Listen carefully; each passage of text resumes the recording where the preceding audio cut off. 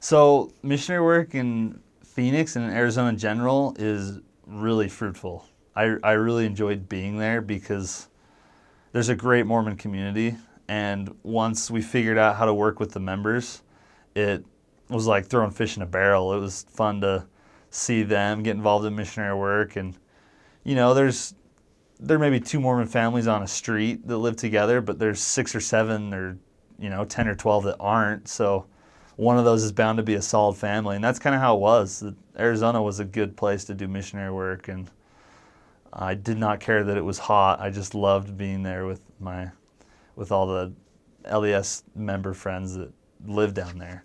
So that was cool. Since I served there 2013 to 2015, to the very start of 2015, and some stuff has happened since. I mean, one of the stakes I served in, the West Maricopa stake and the Phoenix stake, which I never served in, those essentially changed from 2 stakes into 3. So there's already a new stake in what was 2 of my areas, basically, and I served Spanish speaking, so I got really familiar with the Spanish work going on there. And I remember one night I went to the Mesa Temple from Phoenix. It was a special trip that we got to do because we had a family that was investigating, and we had a member drive with us.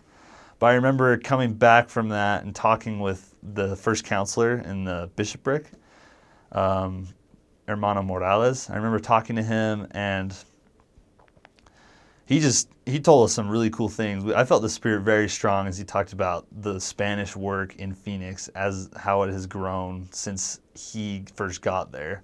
He talked to me about how he served in a stake in Phoenix that covered, like immense geographical area because there's not a whole lot of Spanish speaking members of the church 25, 30 years ago, whenever it was. And he told me about the leaders he was with, and I remember who they were, and I knew that those leaders were now all in their own stakes and wards, Spanish speaking, somewhere else in Phoenix. And he told me that it essentially went from one Spanish speaking ward to I don't know, 9 or 10, I think is what it was. And I think they just added one since I was there, so they're probably at 11 or I don't know the exact numbers, but that's definitely the feeling I got, and it was just incredible to me. I felt like we were talking about pioneers coming into the Salt Lake Valley, or the missionary work opening up somewhere where there wasn't missionary work previously. It was just a special experience, and it was very cool to feel like I was a part of that, and I wasn't, actually opening up areas or wards or starting things straight from the ground kind of thing, but I was contributing. I was definitely a cog in the machine that was bringing people to the church, bringing Spanish members to the church. So that's really cool. I enjoyed that about Phoenix. There's a lot of Spanish speakers in the Phoenix area. Lots of people from Mexico, mainly, and they're really humble people. There's lots of work, Spanish as well as English down there, and so that was really cool. I served in cities. I think cities is easiest for me to remember. I served in Surprise, Tolson, Glendale, Peoria was my first area, and then I also served in Avondale. So I felt kind of special that I was one of the only missionaries I knew who stayed in the valley, because in the Phoenix mission, after the boundaries changed in 2013, about the summer of 2013, we got the Flagstaff zone, which is about 2 hours north from the valley, 2.5 hours. And then we'd also had the Prescott zone and the Cottonwood zone, which are all north, which means it's a lot greener, it's a lot cooler. It's pretty different from the valley. It's a lot less dense with people and more dense with stuff like trees and animals. But I never went there. But like I said, I took pride in being a valley missionary. I don't know that it was that important to just be in the valley the whole time, but I got to really know the city and the people there, and I enjoyed that, just kind of bouncing around. My area is all touched, essentially, so it's very dense with people, also very dense with members of the church, so your ward boundaries are a lot smaller than they would be at other places in the States, aside from Idaho and Utah. So I enjoyed that. People that you teach the gospel to, obviously you want their hearts to prick with the Spirit. You want them to feel like it clicks. You want them to feel how familiar these gospel teachings are to them so they can accept them, embrace them, come into the church. And, that's what we want in every scenario. But the truth is it's really, really going to be expedited by having a member friend. I learned that, and I know it to be true now. People don't really care what you have to teach them unless they know that you care about them. And you can only care about them so much as a missionary. They need to have a friend. So once I realized that the members are the key, and that friendships and bonds, and that's what opens up people's hearts. That's what brings them to the gospel. That's what helps them to come and then start to understand the teachings, then start to have it click. So I just found that out to be essential and very important to everyone's progression, is to have a member friend, have someone by their side, teach them as a missionary, but also coordinate that they make and build relationships that change their lives while they're in the gospel. So that's a huge tip I would have, is to connect with those members, and that's a huge part of missionary work, and that'll bless you your whole life. You learn from these members for 2 years, and if you don't see a single convert baptism, then you're going to, at the very least, which is still a lot, you're going to learn from dozens of members who will change your life and teach you how to be a member your whole life. Another thing that I noticed on my mission, in a language mission, Spanish-speaking mission, I learned that as much as you can take the focus off of learning a new language, the better. It's important. You got to devote time every day to the actual study and reading and writing and speaking with your companion. Whatever it is that you need to do and your mission president encourages you to do. But that's going to come, and that's going to worry about itself. Like the missionaries that did not worry about learning the language, regardless of if they knew, how to speak it or not, like it didn't matter your level of speaking. I felt like to the degree at which you worried about it was the degree at which you progressed in other areas of the missionary work. To clarify, I feel like people that focused on it too much lost so many steps in teaching the gospel, in following the Spirit, and building a good relationship with your companion, or getting along with the members. I don't feel like being expert at Spanish helped me in any of these categories. I felt like I did my best learning the language, and I was as humble as I could so that I could get help from the Spirit everywhere I went and everything I said in Spanish. But I'm just happy I didn't miss out on opportunities, in those categories that I presented earlier. I just felt bad for missionaries who were so preoccupied with perfecting the language, and it comes. It always does. I haven't seen or met anyone for whom it didn't come, at least to the point that they could share their testimony and change people's lives, have the Spirit prick their hearts. So I just hope that all missionaries remember that about learning a new language.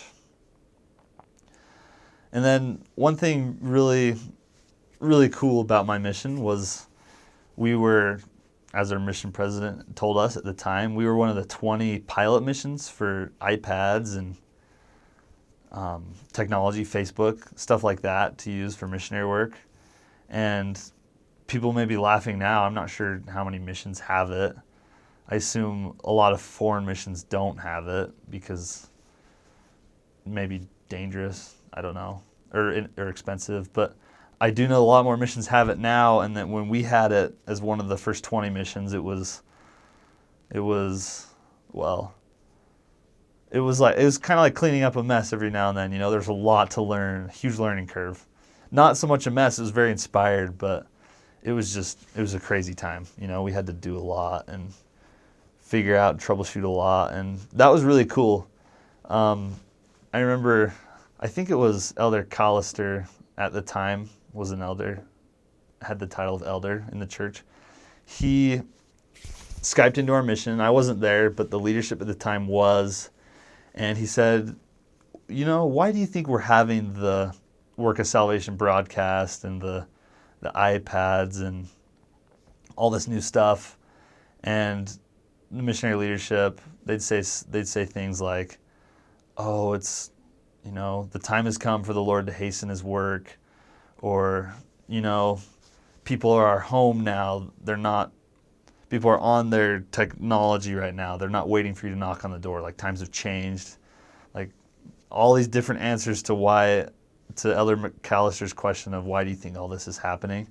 And he goes, okay, that's cool. He said, I still feel like you guys are missing the point, though. I still feel like you're missing the huge reason why for all of this.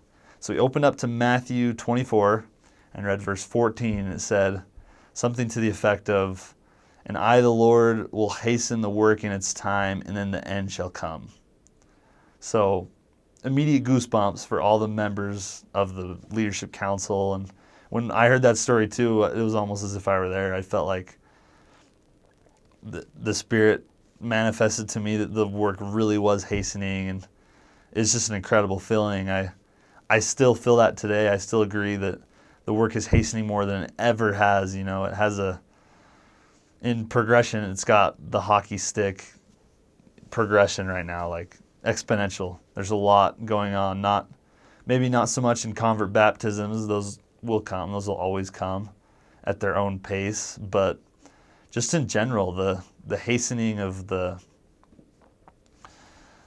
work that we need to put in to keep up, and the hastening of the developments that the Lord reveals through the general authorities that are happening to improve, enhance missionary work, and to bring more people into Christ. It's just incredible. If I were to translate this into some advice, I'd say don't waste time. I remember President Taylor in the beginning of the mission, he said, you got to have a sense of urgency. And you really do. Like, I heard some missions, my friend from the Seattle mission, he said that they ran from house to house, and I think that's cool. Looks kind of funny, but I don't disagree with it. There's a lot to get done. And in my mission, we really did have a sense of urgency. And, if someone wasn't progressing, we'd been like, hey, we love you. We got to go find people that are progressing because they're out there, and there's not enough time in a day to teach every lesson we want to teach and talk to everyone on the street we wanted to talk to. If we went a whole week without teaching a lesson, there was still dozens and hundreds of people that we wanted to talk to, that we talked to. So there's a lot of urgency in the work, and I just hope every missionary feels that in their own area and their own sphere of influence. The church came out with a booklet called what's it called? It's Adjusting to Missionary Life. That's what it's called.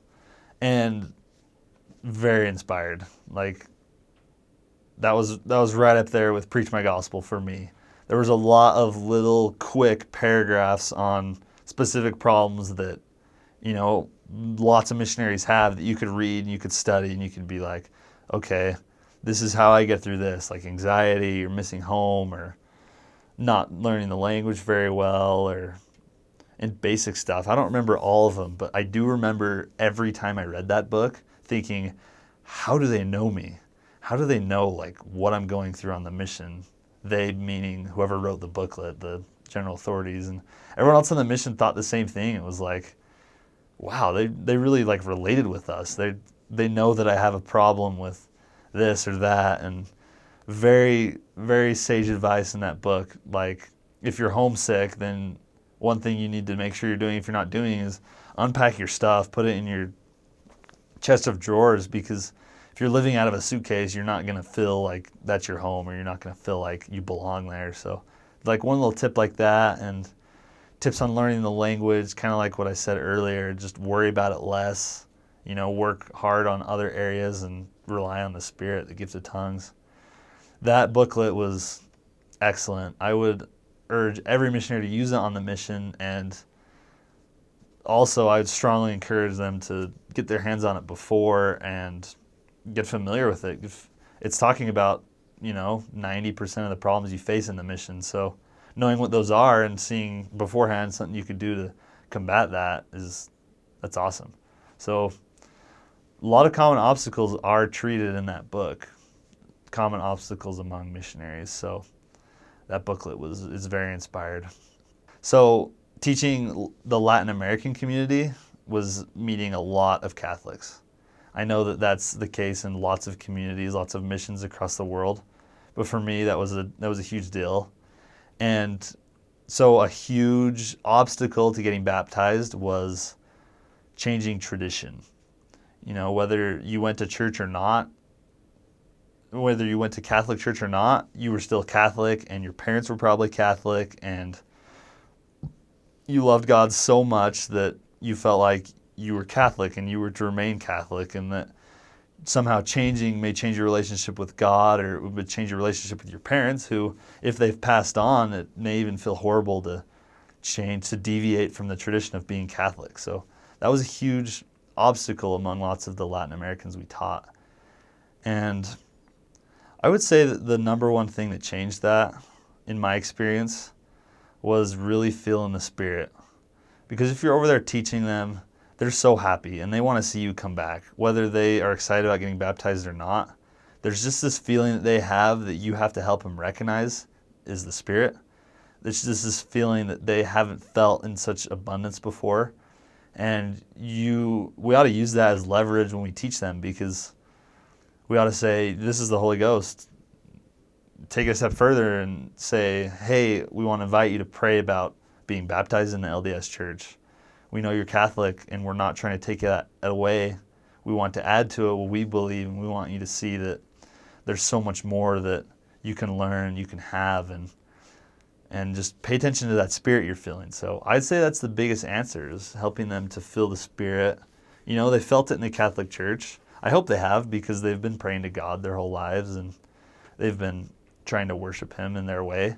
But help them see that they're feeling it more, and that it can answer their questions, and that what we have teaching them is good, and it adds to what they have. So I feel like that was a huge difference maker when it came to teaching these Catholics, these long tradition Catholics. There was one I taught for a while, and the husband was less active. He was coming back to church. We baptized the two children, Sevi and Alexa. We baptized them both. And the mom, Anna, we just kept working on her, but she was so religious, so devout Catholic, and she came to church 14 straight weeks, and we'd love to see him there every week, but it started to get kind of frustrating. We near the end of the 14 weeks that they'd come, and on from that too, it was just like, okay, we need you to get baptized. We may have been a little too upfront with her about it, but it was just good for us. It was better for us when we decided to stay patient and help her feel the Spirit and do it one step at a time. She'd been Catholic for 33 years or whatever it was, and after being Mormon for 12 weeks of her going to church, it's kind of a lot to ask. So you just got to be patient. I think in general, maybe another obstacle that missionaries face is impatience. We all face it. I feel like we were so much happier when we were patient, when we did see things through the Lord's perspective and through His timing. 2 years is a really, really short and quick punch in the eternal scheme of things. So I just feel like us as missionaries wanting people to change quick, wanting people to get baptized quick, whatever it was, it's a lot to ask, and it all works in the Lord's timing.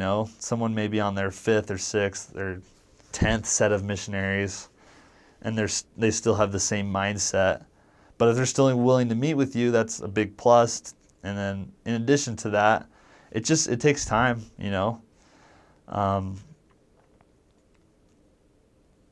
We can't expect to speed it up faster than the Lord has in His timing for it to happen. He's Heavenly Father keeps a tab on every single one of His children. It's like our parents, they have 2, 3, 4, 5 kids, however many it is, and that could even be hard to figure out where everyone is and what they're doing, whatever time it is. But the Lord perfectly knows every single person. He knows where they're going. He knows where they've been. He knows how to get missionaries to them. These are very trivial things to the Lord, in my opinion. So our job is to be cogs in the machine. Our job is to do our best, do our part, and the Lord works through us to help others. Like, as long as you're filling the Spirit and you're helping others to fill the Spirit, and you're inviting them to be baptized, you're inviting them to come to church, all these things, the Lord, He intervenes when He needs to, and we need to have zero worries about that, because He is a man of promises and covenants, and it's so cool to sometimes even take a back seat and watch the action unfold. It's better to be part of the action, but even still, just seeing everything that happened on the mission and all the growth and the individual growth of families and the growth of wards and stakes and temples. I was there for 2 temple open houses. There's going to be a third close to the Phoenix Valley, and within the year, I think, maybe next year, Tucson gets the new temple. But there's just so many cool things going on, and the Lord knows exactly how it's all going to progress, and He knows how you're going to progress too as a missionary and as a person. So you just got to be patient. You got to enjoy the ride and put in the work, yeah, but don't try to do anything overnight. Don't try to do it, in one transfer or 1 month if it's something big. Just keep working, and the Lord's going to soften hearts. The Lord's going to change you as you go. It was really fun when I was patient. I really liked that.